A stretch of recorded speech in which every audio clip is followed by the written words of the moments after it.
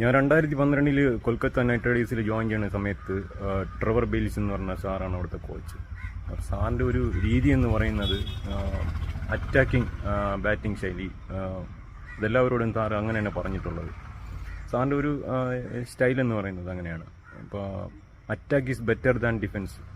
ഇപ്പം ഞാൻ ഇന്നും ഫോളോ ചെയ്യുന്നത് ആ ഒരു രീതി തന്നെയാണ്. കാര്യം ഞാനിപ്പോൾ രാജസ്ഥാൻ റോയൽസിലാണെങ്കിലും ഞാൻ ആദ്യം പഠിച്ച IPL ഞാൻ ജോയിൻ ചെയ്യുന്ന സമയത്ത് ഞാൻ ആദ്യമായിട്ട് എനിക്ക് തന്ന ഉപദേശം എന്ന് പറഞ്ഞാൽ അതാണ്. ആ ഒരു രീതി തന്നെയാണ് ഞാൻ ഇപ്പോഴും ഫോളോ ചെയ്ത് വരുന്നത്. നിങ്ങൾക്കറിയാം, ഒരു IPL അല്ല, T20 ആ ഒരു ഫസ്റ്റ് 6 ഓവർ എന്ന് പറയുന്നത് പവർ പ്ലേ ഓവറാണ്. ഈ പവർ പ്ലേ ഓവറിൽ എതിർ സൈഡിലെ ബാറ്റ്സ്മാൻ, അതായത് നമ്മൾ ബാറ്റിംഗ് സൈഡാണെങ്കിൽ നമ്മൾ മാക്സിമം റണ്ണടിക്കാൻ നോക്കും.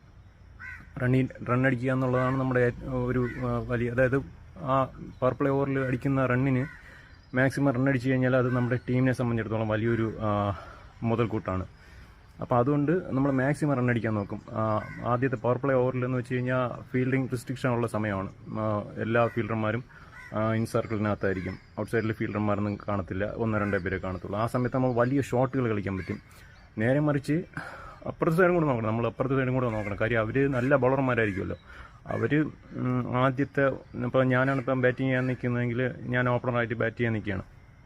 അപ്പോൾ അപ്പുറത്തെ സൈഡിൽ നല്ല ബൗളറാണ് ഇരിക്കുന്നത്. അപ്പം നല്ല 2 ഡോട്ട് ബോൾ ആദ്യം ഇങ്ങനെ വരികയാണ്. അപ്പോഴേക്കും എന്താ, നമുക്കൊന്നും ചെയ്യാൻ പറ്റാതെ ആവും. ആദ്യത്തെ 2 ബോളിൽ നമുക്കൊന്നും ചെയ്യാൻ പറ്റാതെ ആവും. അപ്പോൾ അടുത്ത ബോൾ എങ്ങനെയെങ്കിലും ഒന്ന് കണക്ട് ചെയ്യണമെന്ന് നമ്മൾ ഇങ്ങനെ ആയിട്ട് നിൽക്കും, ടെൻഷനായിട്ട് നിൽക്കും.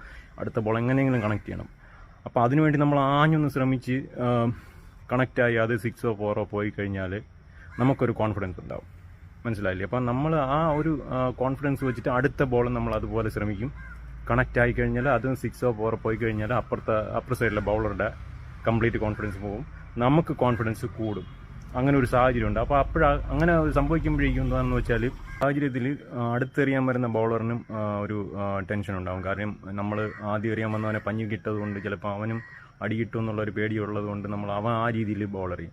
പക്ഷെ നമ്മൾ ആ ഒരു സാഹചര്യത്തിനെ അതിജീവിക്കാൻ ശ്രമിച്ചാൽ നമുക്ക് ആദ്യത്തെ ഈ പറയുന്ന പവർ പ്ലേ ഓവറിൽ നമുക്ക് മാക്സിമം റണ്ണ് കണ്ടെത്താൻ പറ്റും. അപ്പോൾ അത് നമ്മൾ അങ്ങനെ റണ്ണ് കണ്ടെത്താൻ കഴിഞ്ഞ് കഴിഞ്ഞാൽ നമുക്ക് ഫസ്റ്റ് ബാറ്റിംഗ് ടീം എന്നുള്ള രീതിയിൽ നമുക്ക് ഈ ആദ്യത്തെ 6 ഓവറിൽ കിട്ടുന്ന റണ്ണെന്ന് പറയുമ്പോൾ നമുക്ക് നല്ലൊരു ഒരു അടിത്തറയാവും. ആ രീതിയിൽ തന്നെ മുന്നോട്ട്. അപ്പം ഞാൻ ഇപ്പോഴും മുന്നോട്ട് പോകുന്ന രീതി എന്ന് പറയുന്നത് ഈ പറയുന്നത് പോലെ അറ്റാക്കിങ് തന്നെയാണ്. അപ്പോൾ നിങ്ങൾ ചോദിക്കുകയുടെ നീ എപ്പോഴും ഈ അറ്റാക്കിങ് തന്നെയാണോ ഇവിടെ നീ മുന്നോട്ട് പോകുന്നു, നീ അറ്റാക്ക് സ്റ്റൈൽ തന്നെയാണോ നീ കളിക്കുന്നതെന്ന് ചോദിക്കും. അങ്ങനെയല്ല, ചില സാഹചര്യത്തിൽ നമുക്ക്, പ്രത്യേകിച്ച് ചില സാഹചര്യത്തിൽ നമുക്ക് അറ്റാക്ക് ചെയ്യാൻ പറ്റാതെ